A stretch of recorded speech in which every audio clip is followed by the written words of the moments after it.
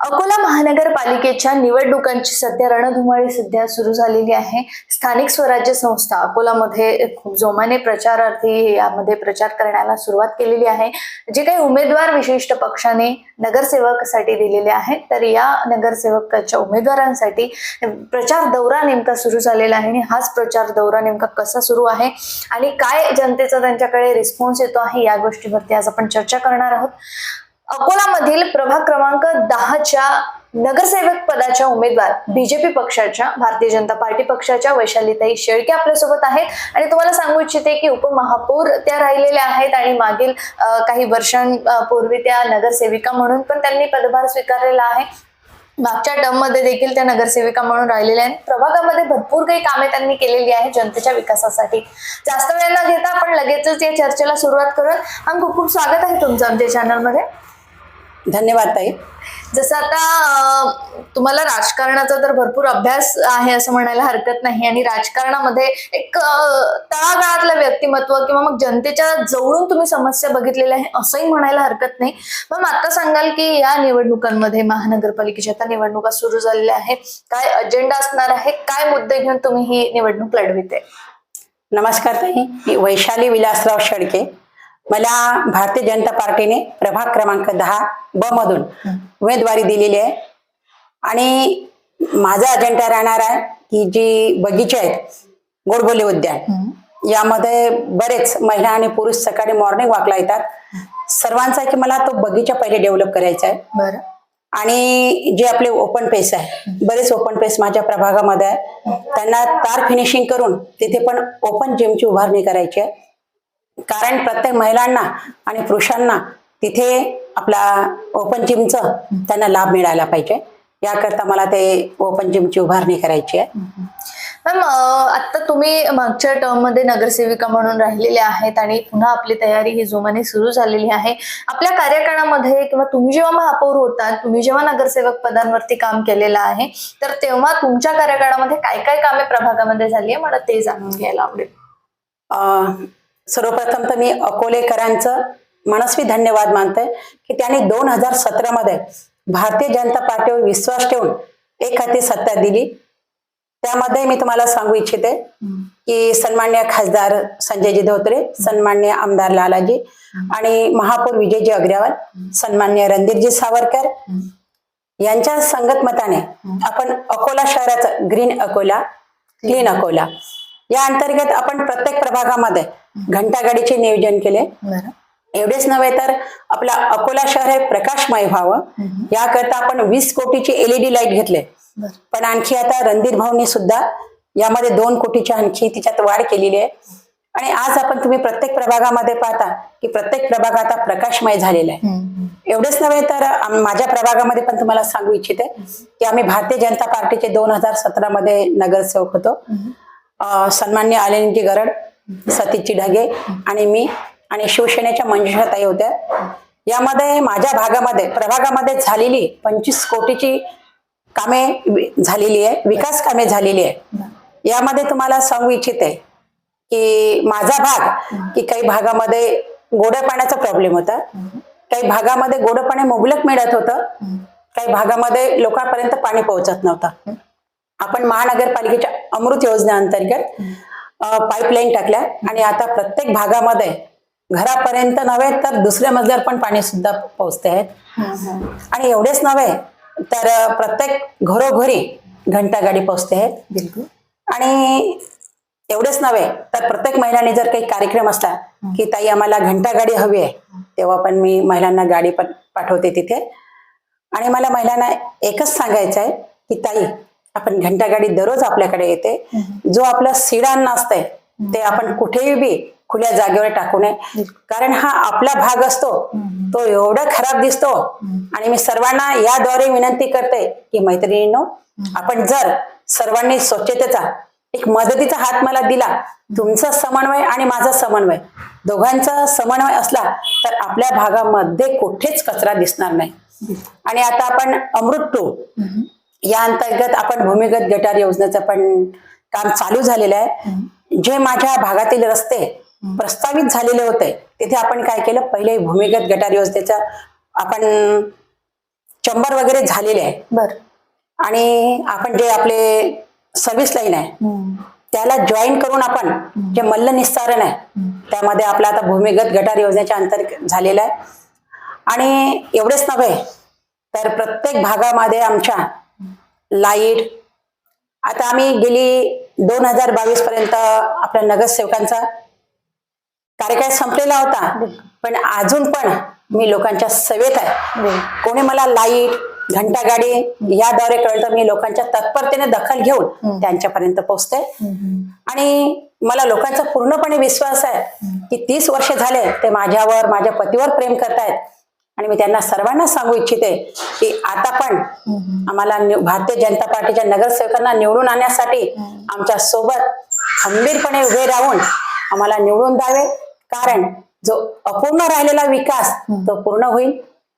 एवढेच नव्हे, फक्त आमच्या प्रभागातील नव्हे, भारतीय जनता पार्टीचे जे महानगराचे उमेदवार आहेत त्यांना तुम्ही निवडून द्या. कारण भारतीय जनता पार्टीची तुम्ही 2017 मध्ये जशी सत्ता दिली, आता पण तुम्ही द्याल असा मला विश्वास आहे. कारण वर मोदीजींचं सरकार केंद्रामध्ये आणि राज्यात देवेंद्रजींचं सरकार, आणि जर महानगरामध्ये बीजेपीचे सरकार महापौर झाला तर नक्कीच राहिलेला विकास हा पूर्ण होईल आणि अकोल्याचं विकास, सर्वांगीण विकास होईल अशी मी सर्व अकोलेकर जनतेला विश्वास देते. आणि तुमच्या कोणत्याच विश्वासाला तडा बसणार नाही, एवढंच या संदर्भात मी सांगू इच्छिते. धन्यवाद. मॅम, आता मला सांगाल की आता आपण जेव्हा निवडणुकीत किंवा राजकारणामध्ये जेव्हा उतरत असतो तेव्हा आपण समाजातील लोकांशी किंवा मग त्यांच्या सोबत आपलं एक बॉन्डिंग असणं खूप महत्वाचं असते. नुकताच त्याचा कोरोना होऊन गेलेला नाही, या कोरोना काळामध्ये मला वाटतं या राजकारणी लोकांची चांगली ओळख लोकांना पटलेली आहे. तुम्ही काय कामे केली होती आपल्या प्रभागासाठी कोरोना काळामध्ये? नक्कीच कोरोना काळामध्ये आज सर्व तुम्ही बघितलेलं आहे, कोरोना काळामध्ये कोणीच कोणाशी संपर्क साधत नव्हतं. पण आज भारतीय जनता पार्टीच्या वतीने नमो थाली प्रत्येक प्रभागामध्ये, भारतीय जनता पार्टीच्या वतीने प्रत्येक प्रभागामध्ये आपण नमो थालीचे नियोजन केले होते आणि आपण लोकांपर्यंत याद्वारे पोहोचलो. एवढेच नव्हे तर प्रत्येक भागामध्ये ज्या गल्ल्या बोड्या असतील तिथे आपण सॅनिटायझर यांची फवारणी केली आणि आपण लोकांच्या संपर्कात राहिलो. तुम्हाला सांगू इच्छिते की ताई, मी पण एक कोरोना पेशंट झाले होते, कारण लोकांच्या संपर्कात राहून. बिलकुल. तुम्ही सुद्धा कोरोना बाधित झाला होता, पण तुम्ही तरी सेवा सोडली नाही. जनतेची सेवा तुम्ही अखंडपणे करीत राहिलात आणि जनतेचा आतापर्यंत तुम्हाला पाठिंबा आणि तुम्हाला साथ लाभलेलीच आहे. पण येणाऱ्या काळामध्ये सुद्धा जनतेने तुम्हाला साथ द्यावी, यासाठी येणाऱ्या 15 तारखेच्या निवडणुकीकरिता तुम्ही काय आवाहन करू इच्छिता जनतेला आणि काय तुमचा संदेश असेल प्रभागातील लोकांना? मी सर्व मतदार बंधूंना एकच विनंती करते की तुम्ही तसे माझ्या पतीसोबत आणि माझ्यासोबत 30 वर्ष झाले खंबीरपणे उभे आहात. आता पण तुमची साथ मला हवी आहे, कारण आपल्या भागाचा राहिलेला जो अपूर्ण विकास आहे यासाठी सर्वांनी आम्हाला साथ द्यावी. भारतीय जनता पार्टीच्या सर्व उमेदवारांना साथ देऊन अकोल्याचा राहिलेला विकास पूर्ण करण्याकरता आम्हाला जास्तीत जास्त मताने निवडून द्या अशी सर्वांना मनस्वी विनंती करते आणि इथेच थांबते. धन्यवाद. मॅम, तुम्हाला या प्रभागामध्ये विकास कामे करण्यासाठी किंवा मग निधी खूप आवश्यक असतो, तर तुम्हाला या सगळ्यांमध्ये कोणाकोणाची, कोणत्या अधिकाऱ्यांची तुम्हाला याच्यामध्ये मदत झालेली आहे जास्त? सन्मान्य आमदार लालाजी, सन्मान्य आमदार खंडेलवालजी, वसंतजी खंडेलवाल, सन्मान्य खासदार संजयजी धोत्रे. आता अनुभवने पण जी आपण ओपन जिम आहे की नाही ते आपल्याला देणार आहेत, तर अजून साहित्य यायचं आहे ओपन जिमचे, तर लवकरात लवकर आपल्या प्रभागामध्ये ओपन जिमची पण उभारणी होणार आहे. आणि खरंच ही महिलांसाठी एक कौतुकास्पद बाब आहे की जेणेकरून आज आपण पाहिलेलं आहे की कुठे कुठे महिलांना जिम जॉईन करण्यासाठी 1000 रुपये 2000 रुपये असा महिना द्यावा लागतो, पैसे द्यावे लागतात. पण काही महिलांची परिस्थिती नसते, महिलांचं वजन खूप वाढलेलं असते, त्यांना वजन कमी करावं लागतं. आणि खरंच ही महिलांसाठी एक चांगली बाब आहे. आणि मी खरंच सन्मान्य खासदार अनुपजींचं एक अभिनंदन करेल की तुम्ही हा चांगला विषय ओपन जिमचा घेऊन आज सगळं नागरिकांसाठी हा चांगला विषय आहे. आणि मी तुमचं खरंच एक मनस्वी आभार मानते की अनुभव तुम्ही आमच्यासाठी हा चांगला विषय इथे ठेवलेला आहे, एक निधी तुम्ही किती चांगल्यासाठी ओपन खर्च जिम करा. मंजूर झालेले आहेत या प्रभागासाठी? तर सध्याला 2 झालेले दोन आहेत. झाले. तर आपले अजून ते कुठं ठेवाय म्हणजे सामान ओपन असल्यामुळे काही Open space. ओपन स्पेस आहे आपल्याकडे, पण काही आपल्याला तिथे आहे ना, आपण वॉल कंपाऊंड केलेलं नाहीये. अच्छा. तर त्याच्यामुळे जे वॉल कंपाऊंड आपण घेतलेले आहे ते लवकरच आपण करणार आहोत आणि तेव्हा तिथे ते उभारणी करणार. बिलकुल.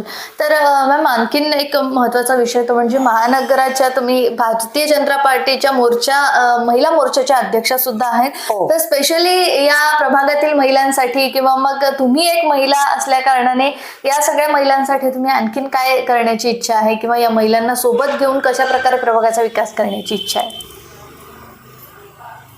ज्या महिलांच्या काही अडचणी असतात त्या मी पूर्ण सॉल्व्ह करणार आहे. की बचत गटाच्या माध्यमातून महिलांना काही अडचणी येतात. बरं. काही विश्वकर्मा योजना आपण सुरू केलेली होती, पण काही महिलांनाच त्यामध्ये लाभ मिळालेला आहे, काही महिलांना नाही मिळालेला आहे. आणि का नाही मिळाला हे पण आपण अधिकाऱ्यांशी चर्चा करून ज्या महिलांना लाभ मिळालेला नाही आहे त्यांना लाभ मिळवून देण्यासाठी मी खूप प्रयत्न करणार आहे. कारण आज आपलं सरकार महिलांसाठी सक्षमीकरण करण्यासाठी एवढं काम करत आहे आणि खरंच महिलांचा पाठपुरावा करून महिलांना ज्या योजना आहे त्यांचा लाभ मिळवून देण्यासाठी मी खूप प्रयत्नशील राहील. हा जो प्रभाग आहे हा कुठून कुठपर्यंत येतो आणि यामध्ये कुठले कॉलनी कुठले नगर येतात त्याबद्दल माहिती द्या.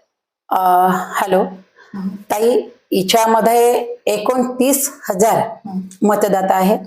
यामध्ये येणारे भाग Renuka Nagar, Godboli plot, Indira colony, Bharati plot, Shivnagar, अगरवेस, काळा मारुती, चिंतामणी नगर, भिरडवाडी, तकिया, नंदाने प्लॉट आणि अनेक असे भाग यामध्ये येतात.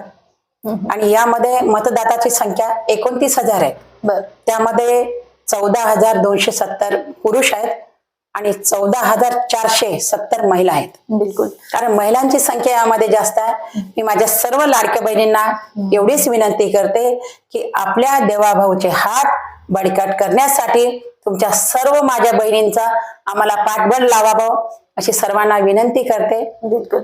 मॅम आता जे सांगाल की आपले जे डाबके रोडचा जो मेन रोड एरिया आहे, मेन रोड जो आहे, तर इथे पावसाळ्यामध्ये खूप नदी नाल्यांचं स्वरूपच या रस्त्याला प्राप्त होते आणि जाण्या येण्यासाठी पण मला वाटतं खूप अडथळा होते या लोकांना. तर यासाठी काय उपाययोजना तुम्ही करणार आहे आता? ताई, तुम्हाला एवढंच सांगू इच्छिते की जेव्हा आपले सन्मान्य आमदार लालाजी होते तेव्हा लालाजींनी या रस्त्यासाठी खूप खटाटोप केलेला आहे आणि त्यामध्ये आपण लोकांचं असलेलं अतिक्रमण, तेव्हा लालाजींनी रस्त्यांचे पैसे पण आले होते आपल्याला, त्यावर 2 कोटी दापकी रोडच्या रस्त्यांसाठी एवढा निधी आला होता. पण काही लोकांचं लालाजीकडे गेले आणि लालाजींचं कसं होतं की कोणाचं पडलं पाहिजे नाही. पण आता जेव्हा 2022 पासून प्रशासन चालू झालं तेव्हा प्रशासनाने एक कठोर भूमिका घेऊन आज लोकांपर्यंत पोहोचून त्यांनी जे अतिक्रमण होतं ते पाडायला सुरुवात केलेली आहे. आणि त्या रस्त्याचं आजूबाजूचं काम जे अतिक्रमण काढलं तिथे काम चालू झालेलं आहे. पण त्या रस्त्याला वेळ लागतोय हे मी खरंच सर्वांची माफी मागते, डाबके रोडवासियांची, कारण आज त्या रस्त्याला खूपच वेळ लागत आहे. पण एकच सांगू इच्छिते की आपण जे केबल आहे लाईनचे ते केबल आपण अंडरग्राऊंड करणार आहे. आणि जी मोठी पाईपलाईन गेलेली आहे ती पाईपलाईनचं पण आपल्याला काम करायचं आहे.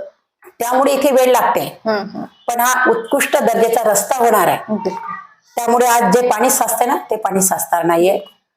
म्हणजे थोडा वेळ लागेल, पण हा डाबके रोडचा जो परिसर आहे किंवा मेन जो रस्ता आहे तर त्याचं काम लवकरच पूर्ण होणार आहे. येणाऱ्या या निवडणुकीनंतर या म्हणजे आता जे अतिक्रमण इथलं हटवलेलं आहे तिथली कामे सुरू झालेली आहेत आणि येणाऱ्या काळामध्ये देखील या डाबके रोडच्या जे नदी नाल्यांचं स्वरूप याला प्राप्त होते तसं होणार नाही. यापेक्षा उत्कृष्ट दर्जाचं रस्त्याचं काम इथे सुरू होणार आहे.